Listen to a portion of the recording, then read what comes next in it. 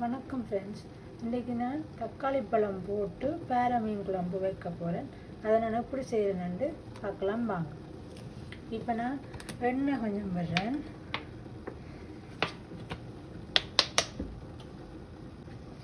எண்ணெய் விட்ட பிறகு வெந்தயம் கொஞ்சம், சீரகம் கொஞ்சம்,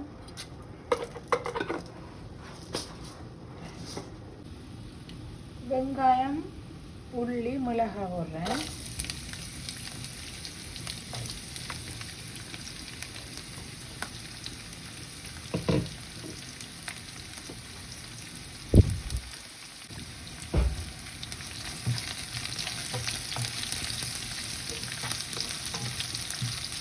இது நல்லா வதங்கி வரட்டும் வெங்காயம்.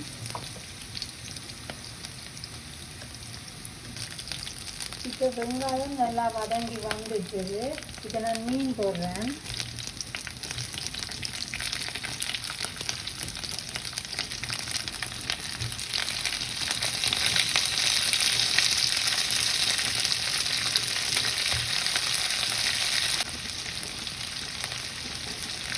மீன் போட்ட பிறகு நான் புளி கரைச்சி வைக்கிறேன்.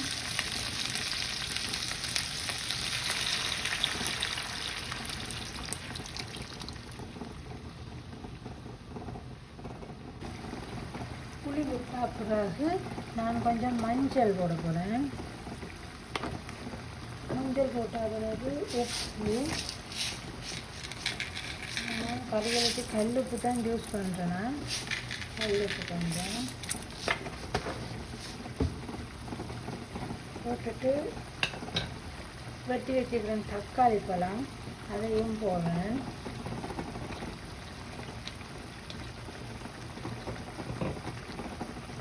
தக்காளி பழம் போட்ட பிறகு ஒரு நிமிஷம் மூடி விடுவேன். இது நான் திறந்து பார்க்குறேன். இப்போ மீனை நாங்கள் மற்ற பக்கத்துக்கு திருப்பி விடுவோம்.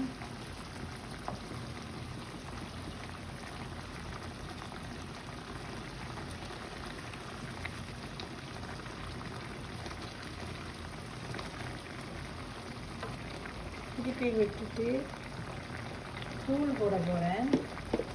உங்களுக்கு உரைப்பு எவ்வளவோ அதுக்கேற்ற மாதிரி தூளை போட்டுக்கணும். அதுக்கேற்ற மாதிரி போடணும்.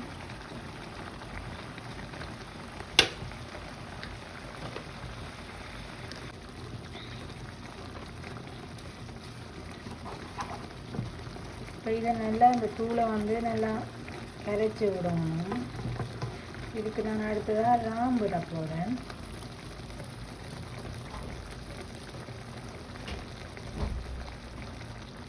ராம்பு கணக்கு தேவையில்லை, கொஞ்சம் காணும்.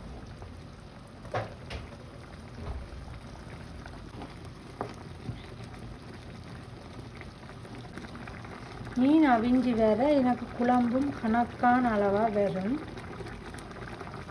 இப்போ கொஞ்சம் மூடி விடுவான்.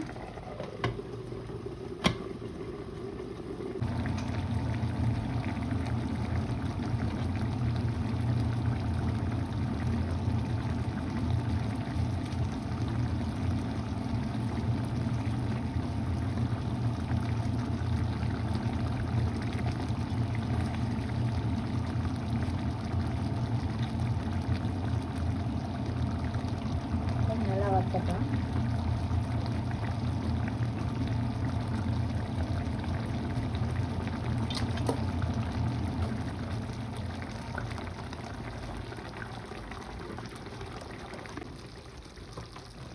எனக்கு குழம்பு நல்லா வத்தி வந்துட்டுது. இதுவே எனக்கு நல்ல அளவானது. இப்போ தக்காளி பழம் போட்ட பேர மீன் குழம்பு ரெடி. அடுப்பு ஆஃப் பண்ணி போட்டு என்ன இறக்கி வைக்க போகிறேன். எல்லா வீட்லேயுமே மீன் கறி தான் கூடுதலாக காய்ச்சுவோம். அதை ஒரே மாதிரியே சாப்பிடாமல் நாங்கள் கொஞ்சம் டிஃப்ரெண்ட்டாக ட்ரை பண்ணி பார்ப்போம்ன்றதுக்காக நான் தக்காளி பழம் போட்டு அப்படி சீரகத்தூள் போட்டு கொஞ்சம் டிஃப்ரெண்ட்டாக நான் மீன் குழம்பு வைக்கிறேன். அதை நான் ஒவ்வொரு நாளைக்கு ஒவ்வொரு முறையாக செய்து நான் வீடியோ அப்லோட் பண்ணுறேன்.